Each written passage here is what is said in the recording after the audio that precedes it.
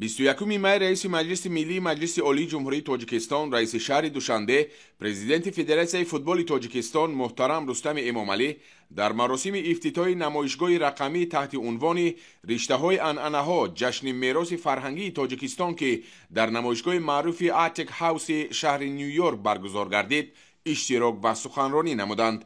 نمایشگاه مذکور در شکل لایحه اینتراکتیوی جهت معرفی میراث فرهنگی ملت تاجیک آماده کرده شده است.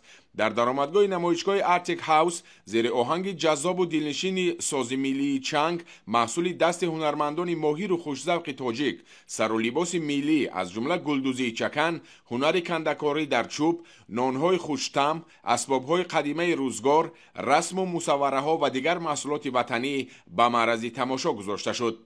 ضمن افتتاح رسمی نمایشگاه ملی، نخست رئیس مجلس ملی مجلس عالی جمهوری تاجیکستان رئیس شهر دوشنبه محترم رستم امامعلی در نزد حاضرین با نطق پرمحتوا برآمد کردند. محترم رستم امامعلی ابراز داشتند که تاجیکستان همچون سرزمین باستانی در طول هزار ساله ها همچون مرکز مکالمه تمدن ها، زادگاه شاعران نابغه و مکان گسترش عنعنه های جاویدانه به اهل بشر خدمت های زیادی کرده است. با قناعتمندی ذکر کرده شد که تاجیکستان مکان یک قطار یادگاری های میراث عمومی جهانی یونسکو از جمله شهرک باستانی سرزم، باغ ملی تاجیکان در پامیر، ممنوعگاه بیشه پلنگان و دالان زرافشان قراقوم می باشد.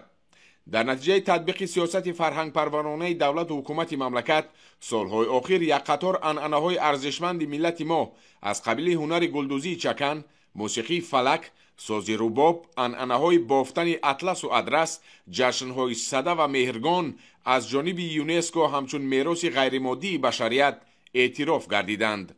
مردم تاجیک با دیگر یادگاری و سنت‌های ملی خویش به مانند موضع‌های تاریخی تخت سنگین و هولبوک، آشی پلو و جشن بین المللی نوروز افتخار می‌نمایند.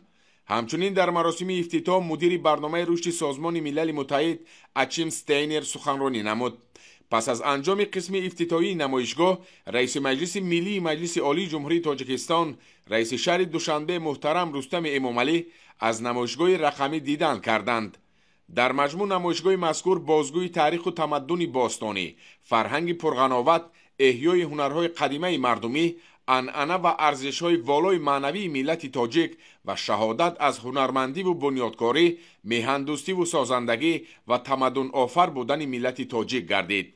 مورد به ذکر خاص است که در همایش مذکور نمایندگان بیش از 50 کشور دنیا اشتراک نمودند. اشتراکداران همایش فرهنگی از شناسایی و تماشای نمایشگاه هنرهای مردمی تاجیکستان تأثیرات نیک و گوارا برداشتند.